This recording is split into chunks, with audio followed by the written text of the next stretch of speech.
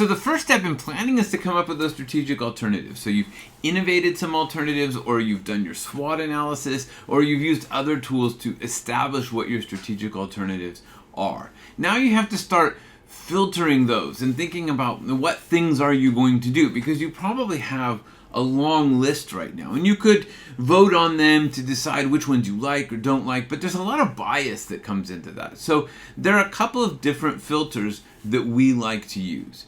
And the first one is really a fit filter. And this is pretty simple, right? What we're looking at here is a fit assessment where we take the long list of strategic alternatives or actions that you could take, and we just plot them here in terms of how closely they fit you as a business. This is going to come back to your values. This is going to come back to the way that you like to work, some of the principles that are essential to your work.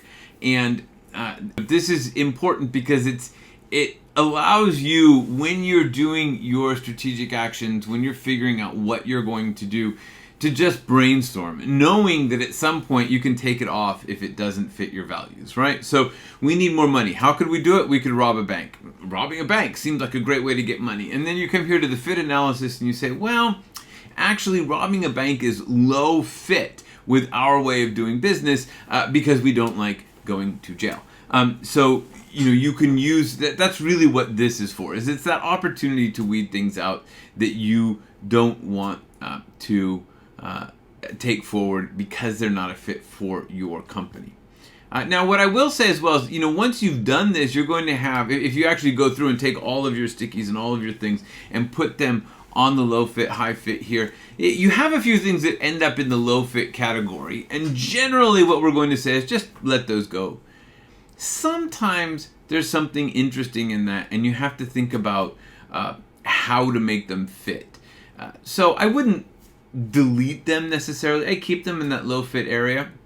I find that when we keep things over time, it is useful because it gives us that opportunity to come back and look at them and think about them in a different light, and perhaps things have changed in the business. So I like to just keep all of these.